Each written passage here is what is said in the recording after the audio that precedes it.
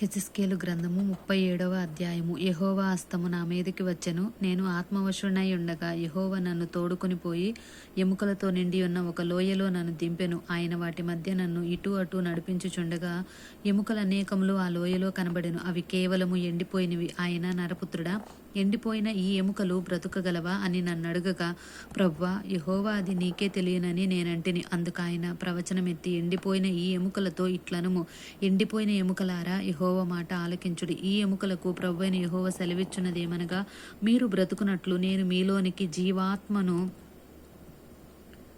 రప్పించుచున్నాను. చర్మము కప్పి మీకు నరముల నెచ్చి మీ మీద మాంసం పొదిగి చర్మము మీ మీద కప్పెదను.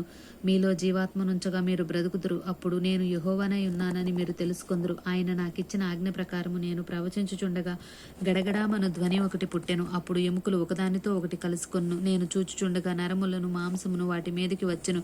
వాటిపైన చర్మము కప్పెను. అయితే వాటిలో జీవాత్మ ఎంత మాత్రమునో లేకపోయెను.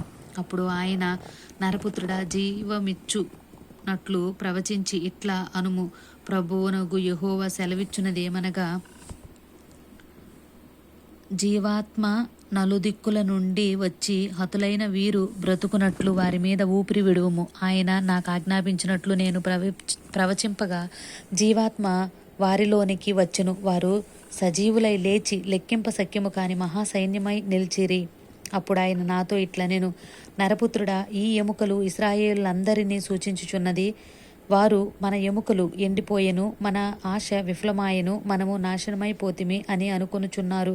కాబట్టి ప్రవచనమెత్తి వారితో ఇట్లనుము, ప్రభువగు యెహోవా సెలవిచ్చున్నదేమనగా, నా ప్రజలారా, మీరున్న సమాధులను నేను తెరిచెదను. సమాధుల్లో నుండి మిమ్మును బయటకు రప్పించి ఇశ్రాయేలు దేశంలోనికి తోడుకొని వచ్చెదను.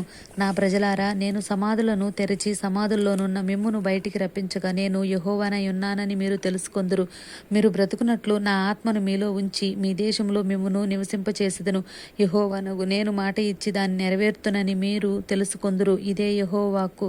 మరియు యెహోవా వాక్కు నాకు ప్రత్యక్షమై ఇలాగు సెలవిచ్చును, నరపుత్రుడా, నీవు కర్ర తొనక ఒకటి తీసుకొని దాని మీద యూదావారిదనియు వారి తోటి వారగు ఇశ్రాయేలుదనియు పేర్లు వ్రాయము. మరి ఒక తొనక తీసుకొని దాని మీద ఎఫ్రాయిమునకు తునక, అనగా యోసేపు వంశస్థులదనియు వాటి తోటి వారగు ఇశ్రాయేలు వారిదనియు వ్రాయము.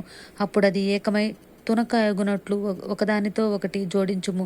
అవి నీ చేతిలో ఒకటే తునక అగును. ఇందులకు తాత్పర్యము మాకు తెలియచెప్పవా అని నీ జనులు నిన్నడుగుగా, ఆ రెండు తునకలను వారి సమక్షమున నీవు చేతపట్టుకొని వాటితో ఇట్లనుము, ప్రభువైన యెహోవా సెలవిచ్చున్నదేమనగా, ఎఫ్రాయిము చేతిలోనున్న తునక, అనగా ఏ తునక మీద ఇశ్రాయేలు వారందరి పేర్లను వారి తోటి వారి పేర్లను నేను ఉంచుతును. యోసేపు అను ఆ తునకను యూదావారి తునకను నేను పట్టుకుని ఒకటిగా జోడించి నా చేతిలో ఏకమైన తునకగా చేసేదను. ఇట్లుండగా వారికి ఇలాగు చెప్పుము, ప్రభువైన యెహోవా సెలవిచ్చున్నదేమనగా, ఏ అన్యజనుల్లో ఇశ్రాయేలు చెదిరిపోయిరో ఆయా అన్యజనుల్లో నుండి వారిని రక్షించి వారి ఎచటెచట ఉన్నారో అచటి నుండి వారిని సమకూర్చి వారి స్వదేశంలోనికి తోడుకొని వచ్చి వారికి మీదట ఎన్నటికి రెండు జనములుగాను రెండు రాజ్యములుగాను ఉండకుండునట్లు ఆ దేశంలో ఇశ్రాయేలు పర్వతముల మీద వారిని ఏక జనముగా చేసి వారందరికీ ఒక రాజునే నియమించెదను.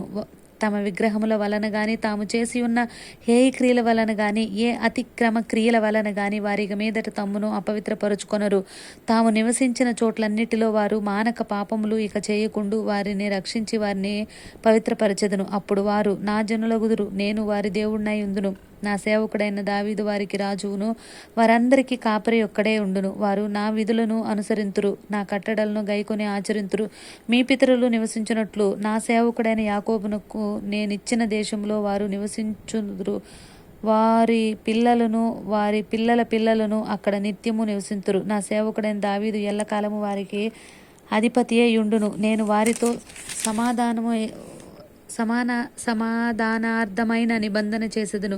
అది నాకును వారికి నిత్య నిబంధనగా ఉండును. నేను వారిని స్థిరపరచెదను. వారిని విస్తరింపచేసి వారి మధ్య నా పరిశుద్ధ స్థలమును నిత్యము ఉంచెదను. నా మందిరము వారికి పైగా నుండును. నేను వారి దేవుడినై ఉందును, వారు నా జనులై ఉందురు. మరియు వారి మధ్య నా పరిశుద్ధ స్థలము నిత్యము ఉండుటను బట్టి యెహోవానైన నేను ఇశ్రాయేలును పరిశుద్ధపరచువాడనని అన్యజనులు తెలుసుకొందురు. ఆమేన్.